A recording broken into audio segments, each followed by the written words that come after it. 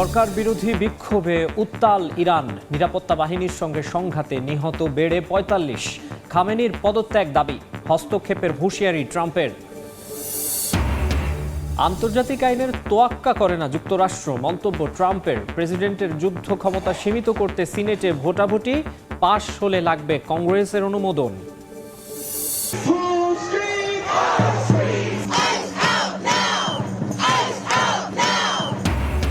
অভিবাসন কর্মকর্তার গুলিতে নারী নিহতের প্রতিবাদে উত্তাল যুক্তরাষ্ট্র। হোয়াইট হাউস অভিমুখে লং মার্চ। মিনেসোটার পর এবার পোর্টল্যান্ডে গুলিবিদ্ধ ২। আলেপ্পোর কয়েকটি এলাকায় যুদ্ধবিরতি ঘোষণা সিরীয় সরকারের। এসডিএফ এর সঙ্গে সংঘর্ষে নিহত অন্তত ২২, বাস্তুচ্যুত ৪৬,০০০ মানুষ, উদ্বেগ জাতিসংঘ মহাসচিবের। এবং দিল্লিতে অমিত শাহর অফিসের সামনে বিক্ষোভ, তৃণমূলের ৮ নেতাকর্মী আটক। পশ্চিমবঙ্গে মমতার দলীয় তথ্য প্রযুক্তি দপ্তরের কর্ণধারের কার্যালয়ে তল্লাশির প্রতিবাদ।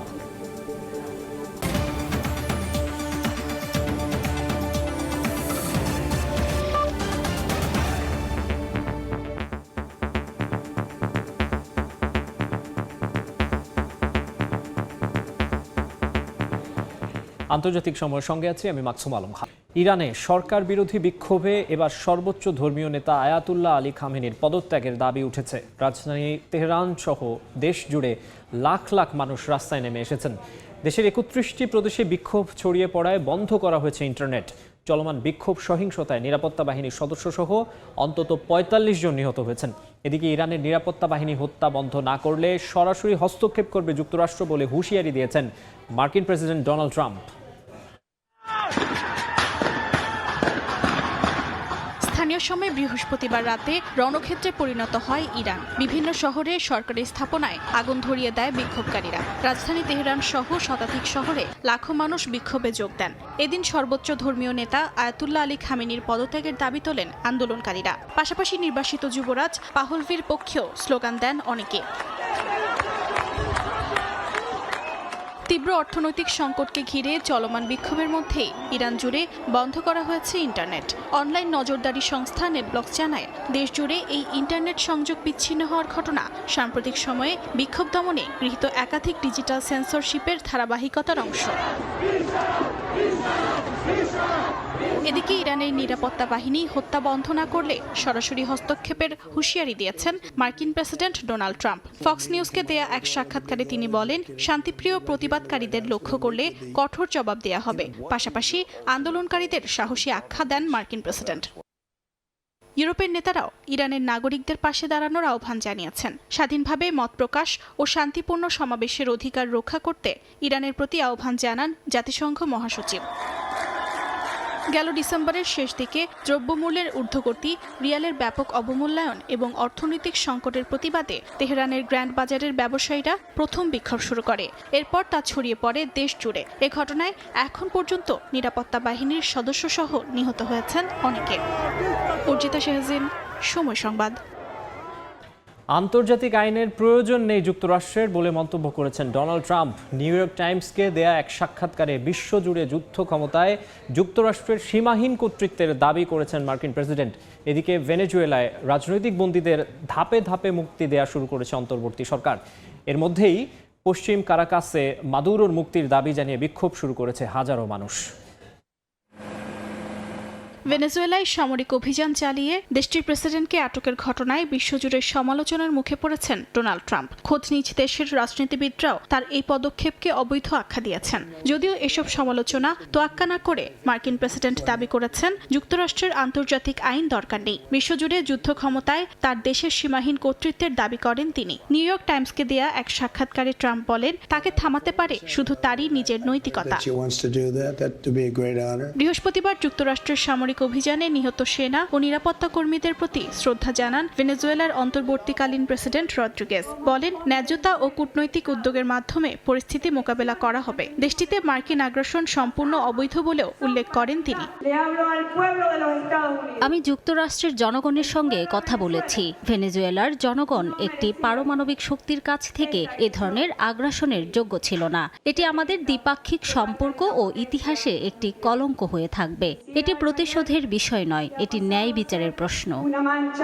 এদিকে পশ্চিম কারাকাসে মাদুরো ও তার স্ত্রী সিলিয়া ফ্লোরেসকে মুক্তির দাবি জানিয়ে বিক্ষোভ হয়েছে। মাদুরো নির্দোষ বলে দাবি আন্দোলনকারীদের। আমরা আগের চেয়ে আরো বেশি নিশ্চিত হলাম, আমেরিকান সাম্রাজ্য অপরাধী। তারা শান্তি চায় না, তারা যে কোনো মূল্যে যুদ্ধ চায়, মিথ্যা ও প্রতারণার উপর ভিত্তি করে। আমরা অবিলম্বে প্রেসিডেন্ট মাদুরো এবং ফার্স্ট লেডি সিলিয়া ফ্লোরেন্সের মুক্তির দাবি জানাচ্ছি। ভেনেজুয়েলার মানবাধিকার সংগঠন ফোরো পেনালের তথ্য মতে দেশটিতে 2025 সালের শেষ পর্যন্ত রাজনৈতিক বন্দীর সংখ্যা ছিল 863 জন। প্রেসিডেন্ট মাদুরোকে আটকের পর বিরোধী গোষ্ঠী ও আন্তর্জাতিক চাপের মুখে তারা এখন ধাপে ধাপে মুক্তি পাচ্ছেন। মানবাধিকার সংগঠনগুলো এই পদক্ষেপকে স্বাগত জানিয়েছে। অর্চিতা শেহজিন, সময় সংবাদ। যুক্তরাষ্ট্রের মিনেসোটায় অভিবাসন কর্মকর্তার গুলিতে এক নারী নিহতের ঘটনায় বিভিন্ন শহরে উত্তেজনা ছড়িয়েছে। মিনিয়াপোলিস থেকে ম্যানহাটন সবখানেই প্রতিবাদে রাস্তায় নেমেছেন বিক্ষোভকারীরা। ইমিগ্রেশন অ্যান্ড কাস্টমস এনফোর্সমেন্ট আইসকে দায়ী করে তাদের শহর ছাড়ার দাবি জানান তারা। এমন পরিস্থিতিতেও সংস্থাটির পাশে থাকার ঘোষণা দিয়েছেন মার্কিন ভাইস প্রেসিডেন্ট জেডি ভ্যান্স। চলমান উত্তেজনার মধ্যেই পোর্টল্যান্ডে ফেডারেল এজেন্টের গুলিতে 2 জন আহত হয়েছেন। যুক্তরাষ্ট্রের মিনেসোটা অঙ্গরাজ্যে immigration and customs enforcement ICE এর এক কর্মকর্তার গুলিতে মার্কিন নারী রেনি নিকোল গুড নিহতের প্রতিবাদে আইসিই বিরোধী বিক্ষোভে উত্তাল বিভিন্ন শহর। স্থানীয় সময় বৃহস্পতিবার সকালে মিনিয়াপোলিসে অভিবাসন আদালতের সামনে জড়ো হন শত শত বিক্ষোভকারী। ফেডারেল কর্মকর্তাদের লক্ষ্য করে খুনি স্লোগান দিতেও দেখা যায় বিক্ষুব্ধদের। এ সময় বিক্ষোভকারীদের ছত্রভঙ্গ করতে টিয়ার গ্যাস ও পেপার বল ব্যবহার করা হলে পরিস্থিতি উত্তপ্ত হয়ে ওঠে।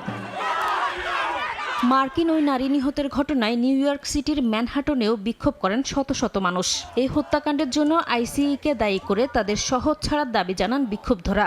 এমনকি আইসিই এর বাজেট বাতিলের সঙ্গে সঙ্গে সংস্থাটি ভেঙে দেয়া এবং শিক্ষা, স্বাস্থ্য ও আবাসনে অর্থ ব্যয়ের দাবি তোলেন তারা।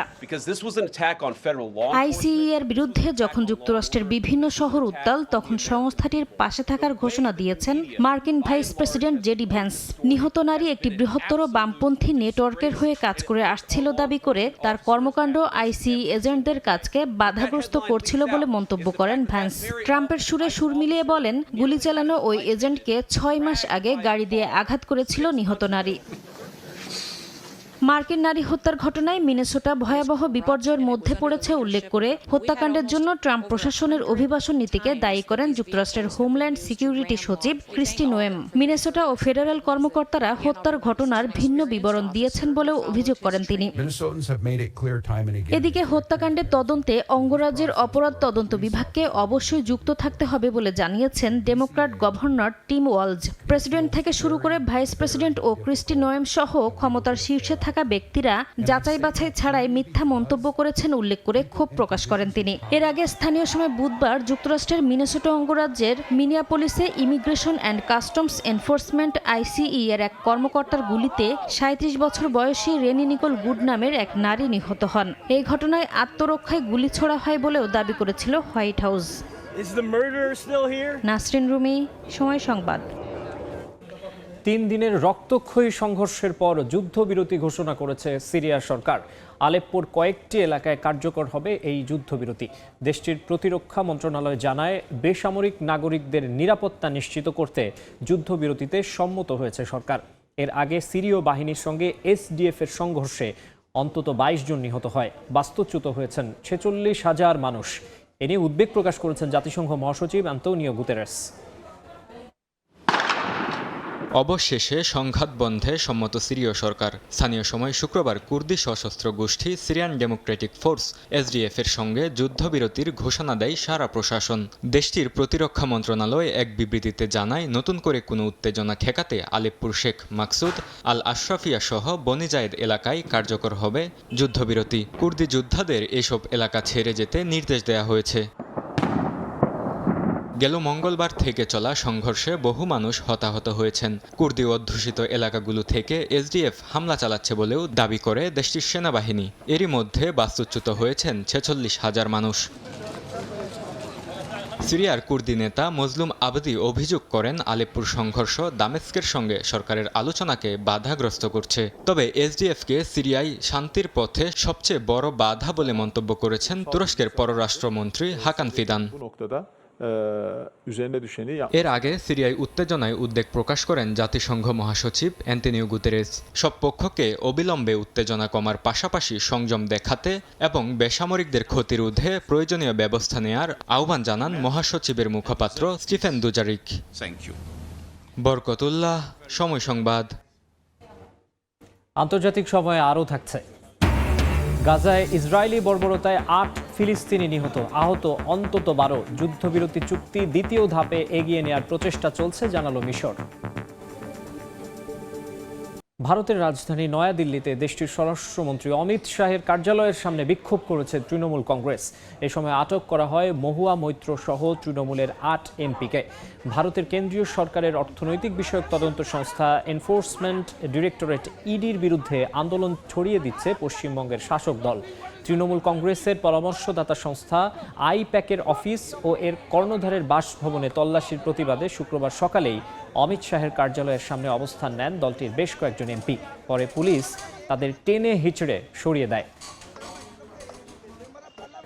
গাজায় যুদ্ধবিরতির মধ্যেও থেমে নেই ইসরায়েলি বর্বরতা। উপত্যকা জুড়ে আলাদা হামলায় 8 ফিলিস্তিনি নিহত হয়েছেন, আহত হন অন্তত 12 জন। এদিকে চলমান অস্ত্রবিরতি দ্বিতীয় ধাপে এগিয়ে নেওয়ার প্রচেষ্টা চলছে বলে জানিয়েছে মিশর। স্থানীয় সময় বৃহস্পতিবার গাজা উপত্যকায় দফায় দফায় হামলা চালায় দখলদার ইসরায়েলি বাহিনী। দক্ষিণ গাজার খান ইউনুসের একটি তাঁবু সংলগ্ন স্থানে বিমান হামলায় হতাহত হন কয়েকজন ফিলিস্তিনি। আহতদের উদ্ধার করে হাসপাতালে ভর্তি করা হয়। জাবালিয়া শরণার্থী শিবিরে হামলার পর একজনের মরদেহ পাওয়া গেছে। মিশর এবং ইউরোপীয় ইউনিয়ন বৃহস্পতিবার জানিয়েছে, হামাস ও ইসরায়েলের মধ্যে অক্টোবর মাসে কার্যকর হওয়া অস্ত্রবিরতি দ্বিতীয় ধাপে এগিয়ে নেয়ার প্রচেষ্টা চলছে। মিশরের পররাষ্ট্রমন্ত্রী বদর আবদেলাত্তি কায়রোতে ইউ এর পররাষ্ট্রনীতি প্রধান কায়া কালাসের সঙ্গে যৌথ সংবাদ সম্মেলনে একথা জানান। যুদ্ধবিরতি দ্বিতীয় ধাপ অত্যন্ত গুরুত্বপূর্ণ উল্লেখ করে ফিলিস্তিনিদের জন্য মৌলিক সেবা নিশ্চিত করা হবে বলেও জানান আবদেলাত্তি। অন্যদিকে গাজার পরিস্থিতি অত্যন্ত গুরুতর উল্লেখ করে হামাস নিরস্ত্রীকরণে রাজি না হওয়ায় শান্তি পরিকল্পনার পরবর্তী ধাপের অগ্রগতি বাধাগ্রস্ত হচ্ছে বলে মন্তব্য করেন কায়া কালাস। পাশাপাশি ইসরায়েল আন্তর্জাতিক এনজিওগুলোর কার্যক্রম সীমিত করায় গাজার মানবিক বিপর্যয় তীব্র হচ্ছে বলেও দাবি করেন তিনি। এদিকে লেবাননের সেনাবাহিনী জানিয়েছে, দক্ষিণ লেবানন জুড়ে অরাজনৈতিক সংগঠন বিশেষ করে হিজবুল্লাহকে নিরস্ত্রীকরণের প্রথম ধাপ শেষ হয়েছে। এই অগ্রগতিকে আশাব্যঞ্জক উল্লেখ করলেও এটা যথেষ্ট নয় বলে জানিয়েছে ইসরায়েল। দেশটির পররাষ্ট্র মন্ত্রণালয় বলছে, সেখানে হিজবুল্লাহর এখনও ডজনখানেক কমপ্লেক্স ও অন্যান্য অবকাঠামো রয়েছে। নাসরিন রুমি। মিয়ানমারের জাতীয় নির্বাচনের প্রথম ধাপ শেষে দেশ জুড়ে জান্তা বাহিনীর উপর হামলা বেড়েছে। রাখাইনের রাজধানী সিতওয়ে এবং উপকূলীয় শহর কায়াকফিউতে ছড়িয়ে পড়েছে সংঘাত। রাখাইন বাগো সীমান্তে আরাকান আর্মির অতর্কিত হামলায় নিহত হয়েছেন জান্তা বাহিনীর গুরুত্বপূর্ণ এক কমান্ডার। মিয়ানমারে বিতর্কিত জাতীয় নির্বাচন শুরুর পর থেকেই আলোচনার কেন্দ্রবিন্দুতে দেশটির নিরাপত্তা ব্যবস্থা। প্রথম দফার ভোটাভুটি শেষে এবং দ্বিতীয় দফার ভোটের আগে দেশ জুড়ে ছড়িয়ে পড়েছে সহিংসতা। রাখাইন রাজ্যের রাজধানী সিতওয়ে এবং উপকূলীয় শহর কায়াকফিউতে জান্তা বাহিনী ও বিদ্রোহী গোষ্ঠীগুলোর মধ্যে লড়াইয়ের খবর পাওয়া গেছে।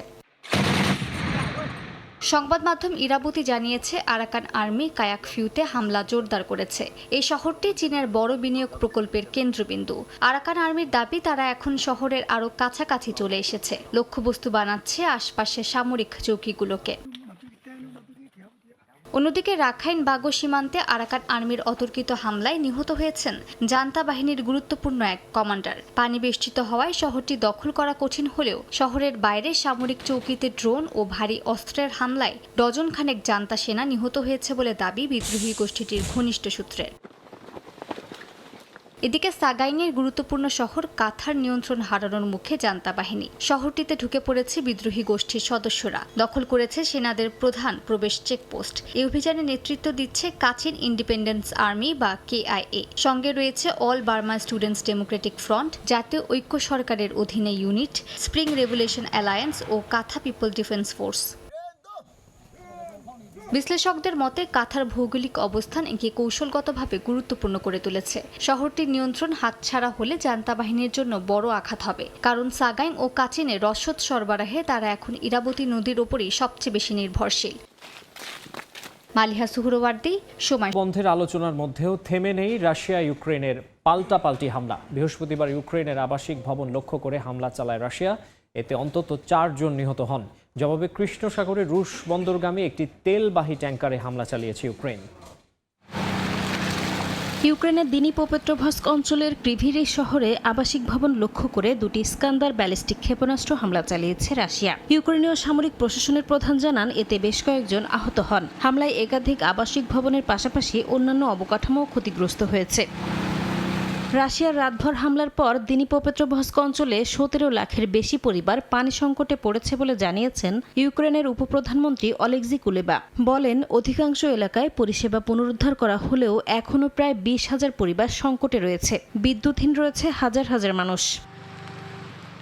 এদিকে কৃষ্ণসাগরের রাশিয়ার নভরোসিস্ক বন্দরগামী পালাও নিবন্ধিত তেলবাহী ট্যাঙ্কার এলবাসে হামলা চালিয়েছে ইউক্রেন। তুরস্কের কৃষ্ণসাগর উপকূলের বন্দর শহর ইনেবলুর কাছে আন্তর্জাতিক জলসীমায় চলাকালে ড্রোন হামলার শিকার হয় ট্যাঙ্কারটি। এতে জাহাজের উপরের অংশ ক্ষতিগ্রস্ত হলেও কেউ হতাহত হয়নি। এ বিষয়ে আনুষ্ঠানিকভাবে কোনো বিবৃতি দেয়নি রাশিয়া। ইউক্রেনের প্রেসিডেন্ট ভলোদিমির জেলেনস্কি বলেছেন, যুক্তরাষ্ট্রের সঙ্গে নিরাপত্তা নিশ্চয়তা নিয়ে একটি চুক্তি শীর্ষ পর্যায়ে স্বাক্ষরের জন্য প্রস্তুত রয়েছে। স্থানীয় সময় বৃহস্পতিবার তিনি জানান, ইউক্রেনের পুনর্গঠন ও অর্থনৈতিক উন্নয়ন নিয়ে যুক্তরাষ্ট্র ও ইউরোপীয় দেশের প্রতিনিধিদের সঙ্গে সংশ্লিষ্ট নথি নিয়েও আলোচনায় উল্লেখযোগ্য অগ্রগতি হয়েছে। নাসরিন রুমি, সময় সংবাদ। জাতিক সময়। তুষারপাতে বিপর্যস্ত ইউরোপের বেশ কয়েকটি দেশ। যুক্তরাজ্যের মধ্যাঞ্চল বরফে ঢেকে গেছে। আগামী দিনগুলোতেও ভারী তুষারপাতের আভাস দিয়েছে আবহাওয়া দফতর। ক্রোয়েশিয়া, সার্বিয়া ও বসনিয়ায় তাপমাত্রা নেমে গেছে বিপজ্জনক পর্যায়ে। স্থানীয় সময় বৃহস্পতিবার যুক্তরাজ্যের মধ্যাঞ্চলের ওয়ালসালে ভারী তুষারপাতে রাস্তাঘাট, রেল স্টেশন বরফে ঢেকে যায়। মানুষ হেঁটে ও ধীর গতিতে গাড়ি চালিয়ে চলাচল করতে বাধ্য হয়। আগামী দিনগুলোতেও ভারী তুষারপাত ও প্রবল বাতাস অব্যাহত থাকতে পারে বলে সতর্ক করে আবহাওয়া দফতর। পাশাপাশি জনগণকে অপ্রয়োজনীয় ভ্রমণ এড়িয়ে চলার পরামর্শ দেওয়া হয়েছে। বলকান অঞ্চলের পশ্চিমাঞ্চল ঢেকে গেছে বরফের চাদরে। ক্রোয়েশিয়া, সার্বিয়া ও বসনিয়ায় তাপমাত্রা নেমে গেছে বিপজ্জনক পর্যায়ে। বরফে স্থবির হয়ে গেছে জনজীবন। ক্রোয়েশিয়ার জাগ্রেবে তাপমাত্রা নেমে আসে -17 ডিগ্রি সেলসিয়াসে। সার্বিয়ার রাজধানী বেলগ্রেদে ব্যাহত হয় যান চলাচল। বসনিয়ার সারায়েভোতে বরফে ঢেকে যায় প্রধান সড়ক ও ফুটপাত। এদিকে বেলজিয়াম জুড়ে তুষারপাত আর বরফে অচল যোগাযোগ ব্যবস্থা। স্থানীয় সময় বৃহস্পতিবার কমলা সতর্কতা জারি করে দেশটির আবহাওয়া দফতর। ব্রাসেলসের গণপরিবহন কর্তৃপক্ষ জানায়, একাধিক বাস ও ট্রাম লাইনে চলাচল ব্যাহত হয়েছে। পাশাপাশি বিমানবন্দরে রানওয়ে পরিষ্কারের কারণে ফ্লাইটে বিলম্ব হচ্ছে। অর্জিতা শেহজিন, সময় সংবাদ। দেখছেন আন্তর্জাতিক সময়। ভয়াবহ দাবানল ছড়িয়ে পড়েছে জাপানের মাউন্ট ওগি বনাঞ্চলে। পাহাড়ের মাঝখানে ধোঁয়ার কুণ্ডলী দেখতে পেয়ে দমকল বাহিনীকে খবর দেন অঞ্চলটির বাসিন্দারা। পরে স্থানীয় কর্তৃপক্ষ নিশ্চিত করে আবাসিক এলাকা থেকে 150 মিটার দূরে ছড়িয়ে পড়েছে দাবানল। এরই মধ্যে বাসিন্দাদের নিরাপদ স্থানে সরিয়ে যেতে নির্দেশনা দিয়েছে প্রশাসন। আন্তর্জাতিক সময়ের শীর্ষ সংবাদগুলো জানিয়ে দিচ্ছে আরেকবার।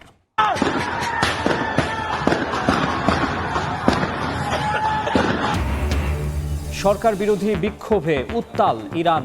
নিরাপত্তা বাহিনীর সঙ্গে সংঘাতে নিহত বেড়ে 45। খামেনির পদত্যাগ দাবি। হস্তক্ষেপের হুঁশিয়ারি ট্রাম্পের। আন্তর্জাতিক আইনের তোয়াক্কা করে না যুক্তরাষ্ট্র, মন্তব্য ট্রাম্পের। প্রেসিডেন্টের যুদ্ধ ক্ষমতা সীমিত করতে সিনেটে ভোটাভুটি। পাশ হলে লাগবে কংগ্রেসের অনুমোদন।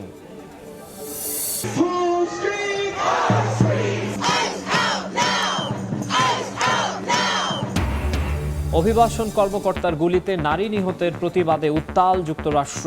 হোয়াইট হাউস অভিমুখে লং মার্চ। মিনেসোটার পরে এবার পোর্টল্যান্ডে গুলিবিদ্ধ 2।